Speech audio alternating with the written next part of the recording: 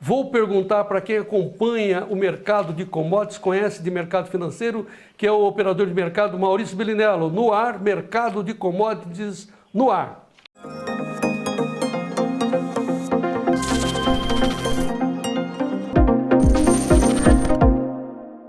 Maurício Bellinello, muito boa tarde, seja bem-vindo aqui ao Tempo e Dinheiro. Eu já deixei uma colocação no ar, nós vamos falar sobre essa pujança americana, as diferenças, como fazer para que a gente tenha a mesma sorte. É sorte?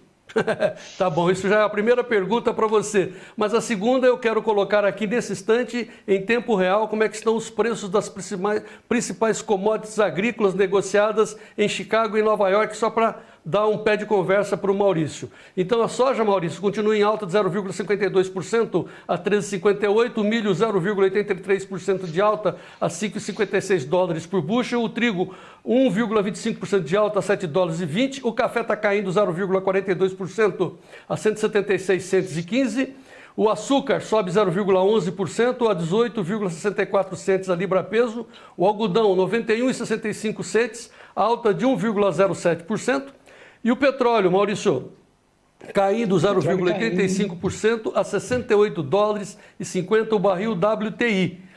O ouro também está à queda, o ouro é o que cai mais, 2,48% a 1.764 pontos. Então vamos pela ordem. Por que é que tem essa pujança toda nos Estados Unidos, a gente só para ficar olhando, babando de vontade? Como é que faz para ter a mesma pujança? Um projeto de 50 anos, não tem outro caminho, né? Um projeto que não dependa de partido, que não dependa de presidente, de governador, que é o que os Estados Unidos fazem, o que a China fez e está fazendo, o que a Inglaterra fez no seu tempo, o que a Espanha fez no seu tempo, o que Portugal fez no seu tempo, o que a Itália fez no seu tempo, o que a Grécia, o que Roma, né? O que os otomanos fizeram, né? Não há um caminho fácil para isso, não há. Infelizmente, né? Ou felizmente, porque na verdade só acabam por sobrar fortes os que se constroem fortes, né? Então é isso que eu gosto de lembrar. O que os Estados Unidos estão vivendo hoje, conseguindo criar 1 milhão de empregos em um mês, né? Com uma taxa de desemprego na casa de 5,4%. Né? Inclusive, tem um outro dado que é até mais importante que a taxa de desemprego, que é a taxa de ocupação, porque a taxa de desemprego, João, ela desconsidera as pessoas subempregadas ou com regimes parciais de emprego, né? Ou aquelas que eventualmente desistiram de procurar emprego. Mas mesmo essas, né, que a gente chama, chama U6, o código nos Estados Unidos, que é como se fosse o nosso CAGED, né, que é a taxa de ocupação, ela está hoje em 9,2%. Então, somando todos, menos de 10% dos americanos estão sem emprego, de qualquer forma.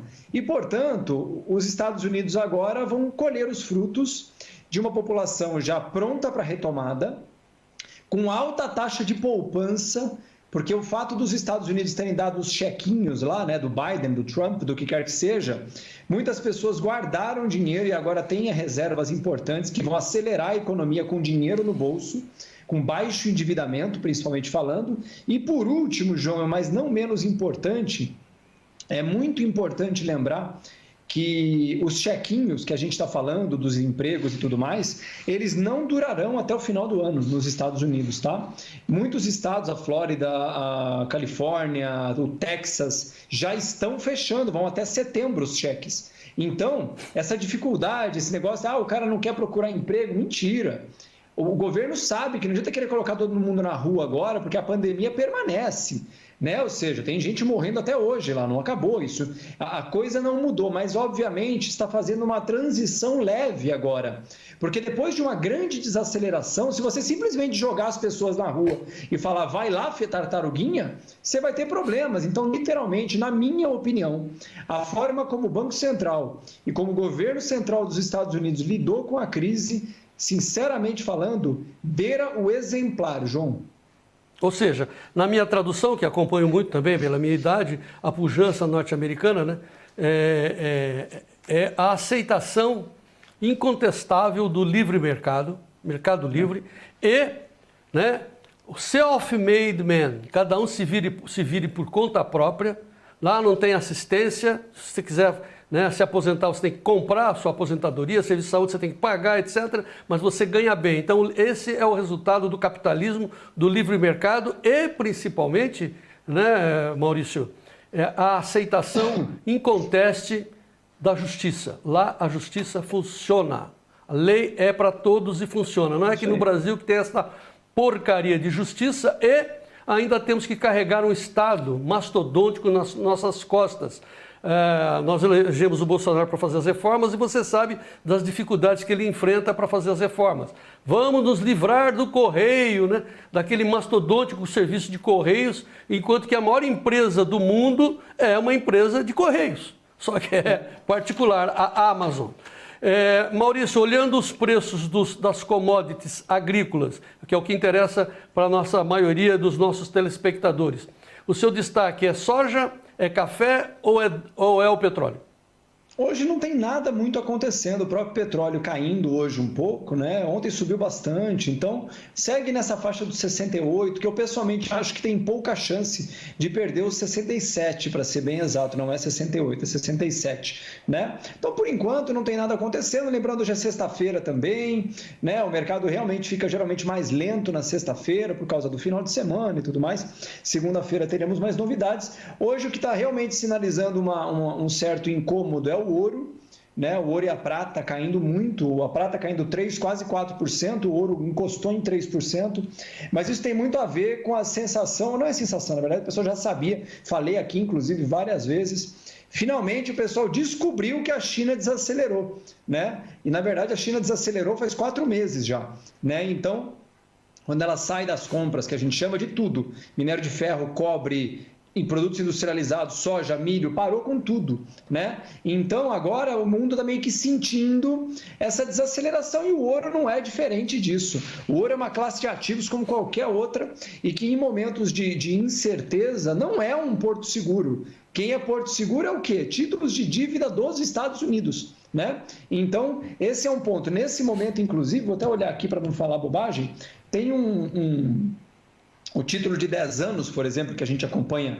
normalmente nos Estados Unidos, que é literalmente o título de dívida de 10 anos dos Estados Unidos, que vai vencer daqui 10 anos, né? Ele estava brigando numa faixa de juros muito importante, tentando entrar agora aqui, não vou lembrar o nome do código do negócio, mas ele estava brigando numa faixa muito longa, há muito tempo, na verdade, né? E ele tem sido alvo de grande peso nesse momento, ou seja, muito dinheiro sendo direcionado para os títulos públicos americanos de longo prazo. Isso sinaliza um mercado medroso, mas por quê? Se tem sinalização de desaceleração da China, a segunda locomotiva do mundo, somente atrás dos Estados Unidos, o mundo inteiro vai ficar assim. E o Brasil, obviamente, não fica impassível, né? Haja visto o dólar agora aqui, subindo, mas na verdade ainda congestionado na faixa de 5,25. Mas é isso, João, eu não vejo grande alteração à frente, mesmo com variante Delta, mesmo com qualquer outra coisa. É só lembrar que a vacinação tem que acelerar, como está acelerando no mundo inteiro.